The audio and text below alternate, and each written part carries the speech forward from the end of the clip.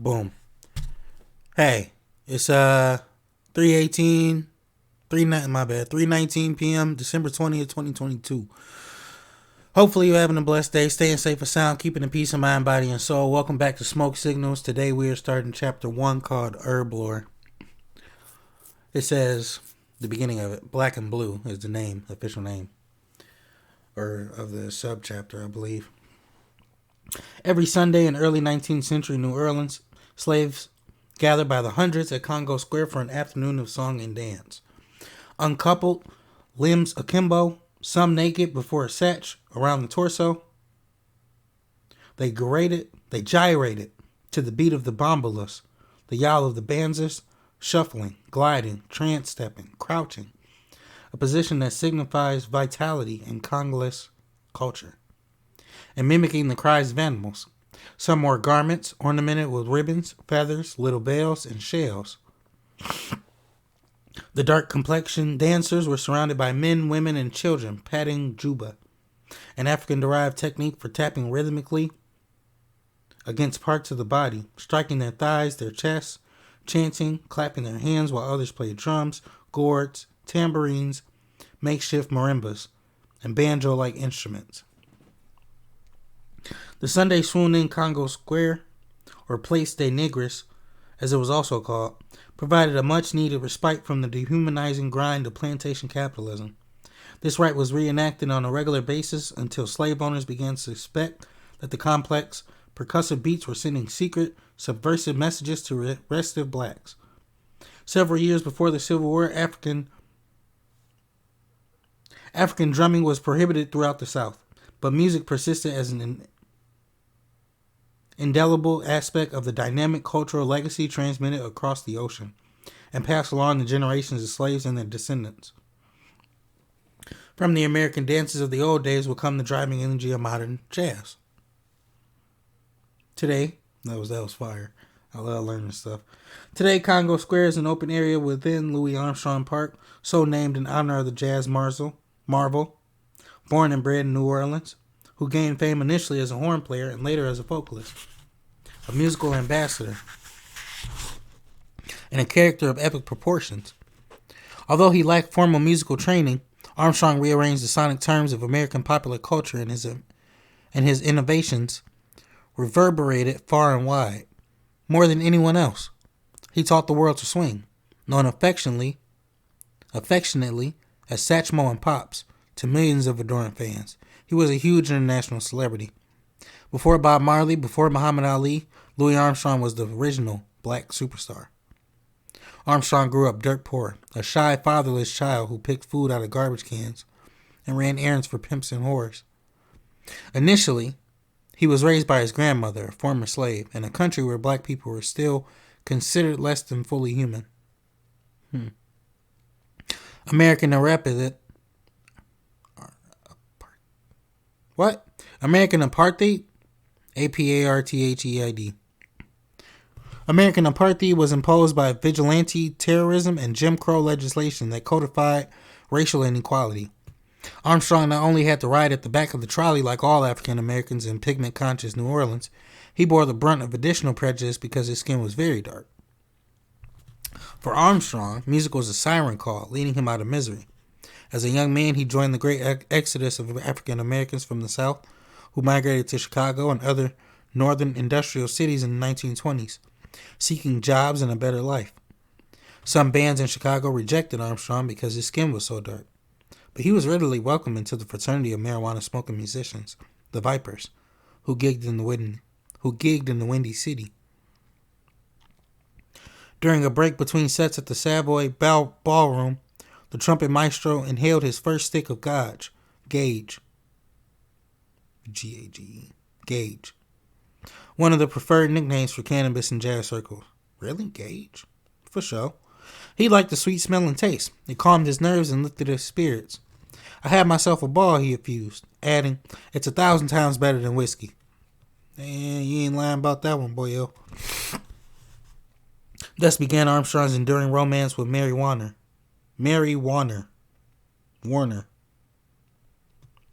Okay. From then on, he smoked reefer daily, and it didn't appear to compromise his musical dexterity or work ethic. 300 concerts a year. No slacker was he. 300 concerts a year. It's 365 days in a year. 300 divided by 12 is like... Never mind, I'm not even about to do math right now. Where was I? Pop swore by cannabis and often touted the benefits of the herb, telling jokes, jiving, proselytizing, and kidding endlessly with his cohorts. We all used to smoke marijuana, a wistful Armstrong recounted years later. Yeah, it's a thrill to think... My bad, forgot. Yeah, it's a thrill to think back to those beautiful times and wonderful cats who congregated to light up some of that good shit, meaning good shit. Stone solidarity, the healing balm of community. Smoking grass made Satch feel like he was one of the gang. That's one reason we appreciate pot. As y'all calls it now, the warmth it always brought forth from the other person, said Armstrong, who confided, it makes you feel wanted. And when you're with another tea smoker, it makes you feel a special sense of kinship. You lying. That nigga is really speaking. Armstrong made a point of blowing gauge before he performed and recorded. And he encouraged his band members to get high with him. In December 2019. In December 1928, he recorded Muggles, another slang for Satchmo's drug of choice, and his best-known reefer tune, showcasing solos by several musicians who passed the bluesy melody around like a burning marijuana cigarette. Excuse me. From piano to trombone to clarinet to soaring trumpet, this landmark instrumental signaled the transformation of jazz into an improvisatory art form with wide open opportunities for individual expression. No one had ever made music like this before. The compilation known as the Hot 5 and Hot 7 recordings, which included Muggles, had tremendous popular appeal and established Armstrong's reputation as a jazz genius and one of the most important figures in 20th century music. If you ain't got it in you, you can't blow it out, said Pops, who took Hollywood by storm, dazzling the likes of Charlie Chaplin, the Marx Brothers, and other cinema stars who flocked to see the jazz avatar, their ears avid for Armstrong. The Marx Brothers also shared a fondness for Satchmo's favorite herb. Groucho Marx got his nickname from a so-called grouch bag he wore around his neck. In this bag, we would keep our pennies, our marbles, a piece of candy, a little marijuana, Chico quipped.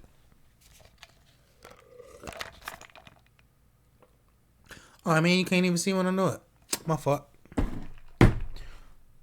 Start using this hand. What the heck am I? Bang! Armstrong himself appeared in some 60 films. Damn. Singing, scatting, blowing his horn, and mugging for the camera. He was the first black American to be featured in A-list movies. Really? His songs were broadcast every day on radio and listened to throughout the world. But Satchmo's fame did not always protect him from the cops. Damn. In November 1930, Pops got popped by two Los Angeles narcs while smoking with Vic Burton, a white drummer, in the parking lot of the New Cotton Club. Vic and I were blasting this joint, having lots of laughs and feeling good, enjoying each other's company, Armstrong recalled. When two big healthy dicks came... Whoa, pause. Two big healthy dicks came from behind a car nonchalantly and said to us, "We'll take the roach, boys." Both musicians spent 9 days in the downtown Los Angeles jail awaiting trial for marijuana possession. They were each convicted and sentenced to 6 months in prison and a $1,000 fine. Damn. 6 months in prison. In prison. For smoking? Oh, my God. The times we live in now, nigga. Super duper blessed, boy. Don't even know. Don't even know. 6 months in prison and $1,000. This the 20s, nigga. This the crack of the 30s. My fault. $1,000 like 10 now. What are you talking about? That's fucking crazy.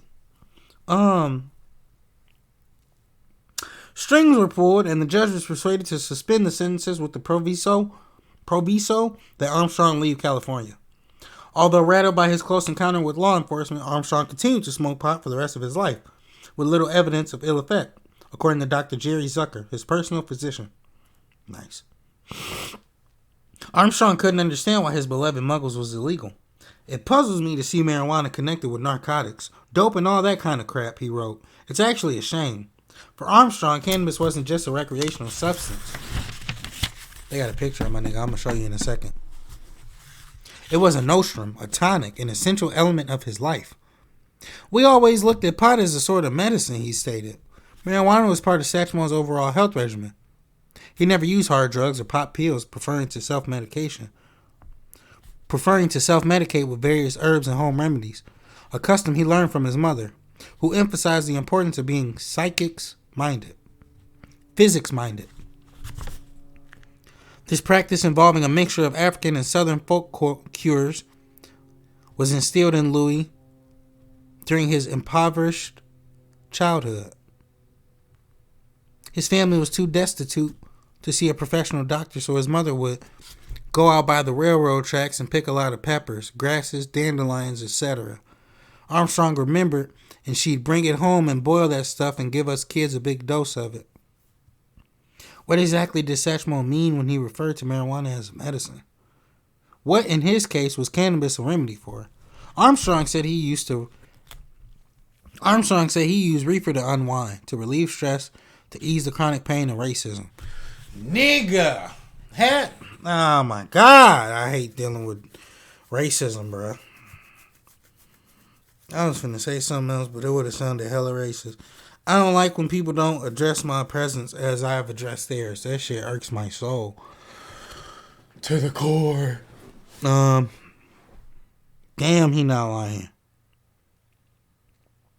Smoking marijuana helped him deal with the daily humiliation meted out by Jim Crow, white society's relentless, sickening assault on his self-respect. As he told record producer John Hammond, it makes you feel good, man. It relaxes you, makes you forget all the bad things that happened to a Negro. 20 years before Jackie Robinson swung a bat for the Dodgers, Armstrong slipped through whites-only portals, leaving doors slightly ajar behind him. A hero of his race, he became the first African-American to host a national radio broadcast in 1937. The same year, marijuana was outlawed by the U.S. government. Nice. Satchmo was one of the few blacks to perform publicly with white musicians. On stage, he was a megastar, but off stage, Armstrong remained a second-class citizen of the United States. He and his band endured the indignities of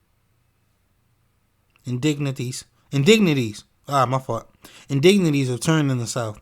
They were harassed by police and barred from whites-only restaurants, hotels, and bathrooms. White supremacists bombed a theater in Knoxville, Tennessee, while Armstrong was playing for a racially mixed audience. Bombed it? You're fucking joking. That's fucking ridiculous. It is not that serious. That you gotta... Oh my God. Man, evil people don't never shock me when it comes to the disgusting shit they do. You know what I mean? It's wild. Man.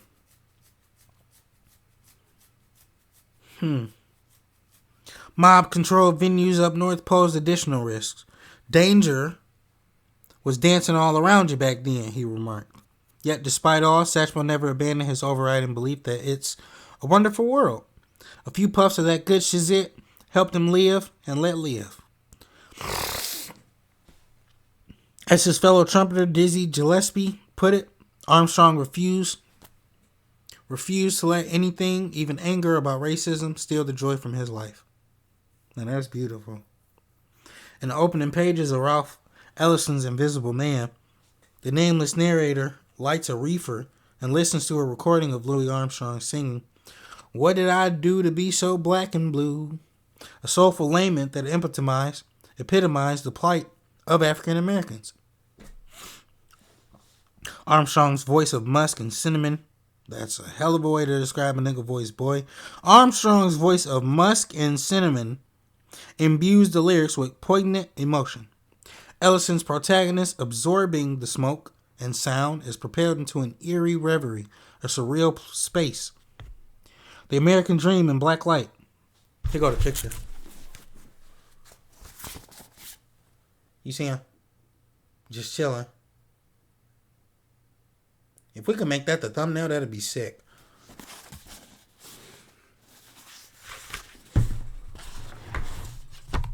Where are we? To be invisible was not just to lack acknowledgement other than scorn from the pale man. It was the fundamental condition of black people in white America. That's kind of the case. Not was, is. Black and Blue was the centerpiece of Armstrong's performance at an outdoor concert in Accra, Ghana in 1956. More than 100,000 people thronged the city stadium on a sweltering afternoon to hear Satchmo sing this song, with such intensity that it brought tears to the eyes of Kwame Nkrumah, Ghana's prime minister, a moment captured on film. Louis Armstrong, the most visible of invisible men, traveled the world over, but this trip to the Gold Coast of West Africa was special.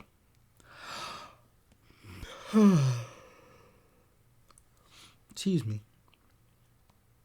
When he saw the women of Ghana, he recognized the face of his own mother. I know it now. I came from here way back. At least my people did. Armstrong asserted. Now I know this is my country too. The prodigal son, I don't know why I pointed to myself while reading that. The prodigal son, the grandchild of a slave, had returned to his ancestral homeland, a land where the ceremonial use of roots and herbs had long been linked to animist spiritual beliefs. A staple of African shamanism, cannabis and other consciousness-altering flora were revered as sacred plants that provided access to hidden knowledge and curative powers. Pollen samples indicate the presence of cannabis in sub-Saharan Africa for at least 2 millennia. Introduced by overland traders from the Arab Middle East and later by Portuguese seamen traveling from India, the herb quickly spread throughout the continent. Black Africans employed a variety of devices. That's hard. Clay pipes, gourds, bamboo stalks, coconut bowls for inhaling daga, as marijuana was called by several tribes, who referred to it as a plant of insight. According to the Sangas of Southern Africa, daga deepens and makes men wiser. Hard body fire quote. Ooh, excuse me one sec. I'm about to do that thing. Alright, I'm back. Thank you. Just had to hit my breathe. I ain't even getting no water this time. Never mind. Earth smoking, which entails sucking cannabis. What? Earth smoking, which entails sucking cannabis fumes directly through a hole in a dirt mound. Damn, that's deep. Was an ancient tradition among pygmies in the equatorial forest. The Zulus injected psychoactive hemp via steam baths and enemas, in addition to smoking it for pleasure. They also smoked it to boost their courage before going into battle. A Bantu tribe in the Congo dispensed cannabis as a means of punishment. That's a hell of a way to be punished right there, boyo. Miscreants were compelled to smoke a large quantity of marijuana until they either confessed to a crime or keeled over. You gotta just sit there and get high till you can't get high no more. That's your punishment? Hell of a punishment right there, boss. Cannabis had a medicinal reputation in Africa that varied from region to region. Cultivated as a source of fiber as well as for its remarkable resin, the versatile herb served as a remedy for a wide range of ailments, including dysentery, malaria, diarrhea, typhus, and rheumatism. The Hottentots, who applied it as a salve for snake bites, deemed daga more valuable than gold. Sato women use marijuana to facilitate childbirth, and Sato children,